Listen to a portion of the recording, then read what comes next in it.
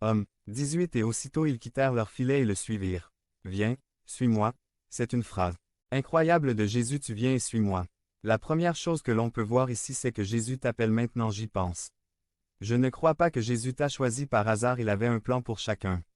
Dans sa vie aujourd'hui, la même chose se produit dans l'Église contemporaine, il continue de lancer un appel seulement que tout le monde ne répond pas à cet appel, l'appel est de le suivre. Il continue de dire aujourd'hui dans le monde entier, viens et suis-moi. Ou un autre très chose intéressante car il ne pose pas de questions comme vas-tu? Où te suit-on? Où allons-nous aller? Combien de temps? Et Jésus, combien vas-tu nous payer? Je ne vois nulle part où il l'a remis en question ni où ils lui ont posé cette question. Jésus ne dit pas où il espère que nous pourrons lui faire confiance et son appel est décidé de le suivre, il dit simplement qu'ils ont quitté leur réseau et l'ont suivi. C'est une partie très intéressante car les réseaux représentent ce qu'ils sont associés à leur style, de la vie à leur identité. À leur but, à ce qu'ils ont fait toute leur vie et spirituellement parlant, ils laissent leur identité prêts à marcher vers une nouvelle aventure, qu'ils ont vue en Jésus, et c'est ce qu'ils ont découvert qu'ils étaient prêts à tout quitter pour le suivre. Que VOYONSVOUS et moi en Jésus. Sommes-nous prêts à laisser certaines choses pour le suivre?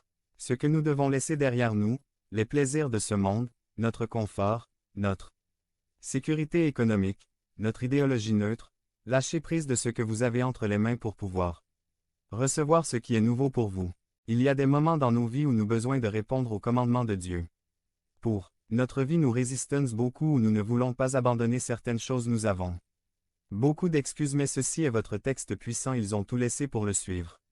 Et je vais vous apprendre comment le faire attraper les gens. La première chose qui arrive lorsque nous répondons à son appel et que Dieu nous donne une nouvelle identité ici, c'est une grande promesse de Jésus, et je vais vous apprendre à pêcher les gens, c'est ce qu'il dit ici, j'ai un but pour votre vie, je vous transformerai en quelque chose de nouveau, je vous donnerai une nouvelle identité et c'est la première chose.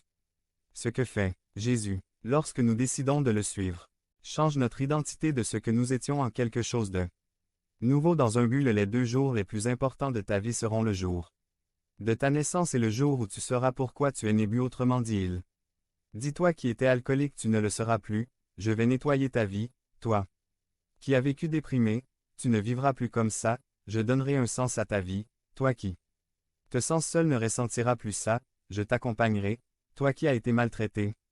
Moi je te restaurerai, toi qui te sens vaincu je te donnerai la victoire, toi qui as perdu espoir, je le ferai pour toi.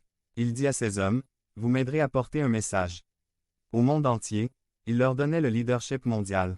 On peut aussi comprendre ici quelques principes sur la pêche, comme être capable d'utiliser l'apostrophe hameçon parfait et que faire immédiatement après attraper un poisson, c'est le nettoyer. Pour certains, il se nettoie avec les mains.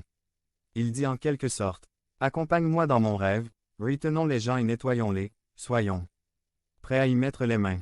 Rappelez-vous que Dieu est en train de transformer des vies. Vous vous souviendrez que plus tard Jésus change le nom de Simon en nom de Pierre. Cela signifie un changement d'identité lorsque vous décidez de suivre Jésus. Il changera votre identité. 19 Un peu plus loin sur le rivage, Jésus aperçut Jacques et Jean, fils de Zébédée, dans une barque, réparant les filets. 20 Il les appela aussitôt et eux aussi le suivirent, laissant leur père Zébédée dans la barque avec les mercenaires. Zébédée est un homme riche, c'est un homme prospère, Jacques et Jean ont mené une vie en faisant les choses de la même manière, une vie entière.